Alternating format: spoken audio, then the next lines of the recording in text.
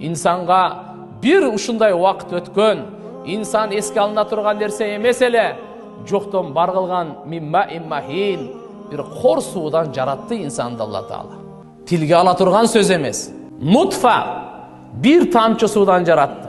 Баарыбыз ошол этаптан өткөнбүз. Эненин ичинде 40 күн кан болуп турганбыз. 40 күн тамчы болуп турганбыз. 40 күн чайнатып этке айланганбыз. Баарыбыз эненин ичинде ошол жерде өткөнбүз. Bu dünyaya geldik, unutup kaldık. Niçin?